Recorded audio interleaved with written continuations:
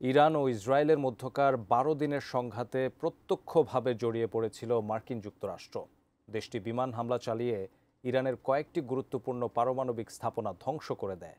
তবে এই হামলার পর আবারও পরমাণু আলোচনায় ফিরতে চায় যুক্তরাষ্ট্র, কিন্তু দেশটির এই কৌশল মোকাবেলায় পাল্টা পরিকল্পনা গ্রহণ করেছে তেহরান। বিস্তারিত শিহাব ইসলামের ডেস্ক রিপোর্টে।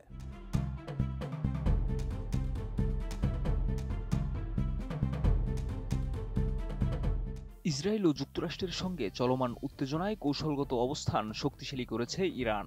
পরমাণু আলোচনা শুরুর আগে যুক্তরাষ্ট্র ও ইসরায়েলের কাছ থেকে ক্ষতিপূরণ ও আগ্রাসনের ব্যাখ্যা চেয়েছে তেহরান। দেশটি স্পষ্ট বার্তা দিয়েছে যে দায় স্বীকার, ক্ষতিপূরণ এবং ভবিষ্যতে এ ধরনের হামলা না করার নিশ্চয়তা ছাড়া আলোচনা সম্ভব নয়।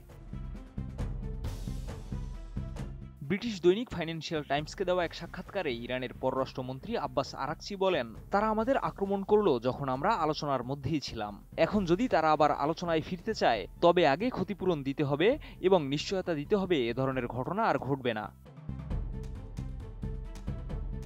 বিশ্বমানের থার্মিক্স রড, সালাম স্টিল থার্মিক্স, দেশের একমাত্র থার্মিক্স রড। ইরান এখন চাপ প্রয়োগের কৌশল নিয়েছে। একদিকে যুক্তরাষ্ট্রের সঙ্গে অপ্রত্যক্ষ কূটনৈতিক যোগাযোগ বজায় রাখছে, অন্যদিকে অভ্যন্তরীণ জনমত ও আগ্রাসনের প্রসঙ্গ তুলে আন্তর্জাতিক মহলের সহানুভূতি আদায়ের চেষ্টা করছে তেহরান। গত ১৩ জুন ইসরায়েল ইরানে হামলা চালিয়ে একাধিক সামরিক কর্মকর্তা ও পরমাণু বিজ্ঞানীকে হত্যা করে। এরপর যুক্তরাষ্ট্র বিমান হামলা চালায় ইরানের ৩টি গুরুত্বপূর্ণ পারমাণবিক স্থাপনায়, যা আন্তর্জাতিক আইন ও জাতিসংঘ সনদের স্পষ্ট লঙ্ঘন বলে দাবি করে তেহরান। জবাবে ইরান ও কাতারের মার্কিন ঘাঁটিতে পাল্টা হামলা চালায়। পরিস্থিতি এমন জায়গায় পৌঁছায় যে ২২ জুনের মধ্যে ইরানের পাল্টা আঘাতে ইসরায়েল অস্ত্রবিরতির অনুরোধ জানায়। ফলে ১৫ জুন ওমানে নির্ধারিত ৬ নম্বর পারমাণবিক আলোচনা বাতিল হয়ে যায়। তবে আবার আলোচনার সম্ভাবনা থাকলেও ইরান বলছে সেটা নির্ভর করবে যুক্তরাষ্ট্রের সদিচ্ছার উপর।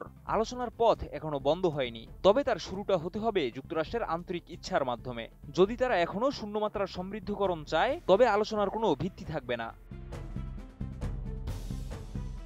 এছাড়া ইউরোপীয় দেশগুলোর প্রতি হুঁশিয়ারি দিয়ে ইরান বার্তা দিয়েছে যে ফ্রান্স, ব্রিটেন ও জার্মানি যদি জাতিসংঘ নিষেধাজ্ঞা পুনর্বহলের স্ন্যাপব্যাক মেকানিজম চালু করে, তবে তা হবে আলোচনা চূড়ান্তভাবে বন্ধ হওয়ার সিগন্যাল। ইরানের অবস্থান স্পষ্ট, শুধু আলোচনার টেবিলে ফেরাই যথেষ্ট নয়, বরং আগে দরকার দায় স্বীকার ও ক্ষতিপূরণ। উত্তেজনার এই প্রেক্ষাপটে পশ্চিমা বিশ্ব এখন কি পদক্ষেপ নেয় সেটাই দেখার বিষয়। শিহাব ইসলাম, এটিএন নিউজ।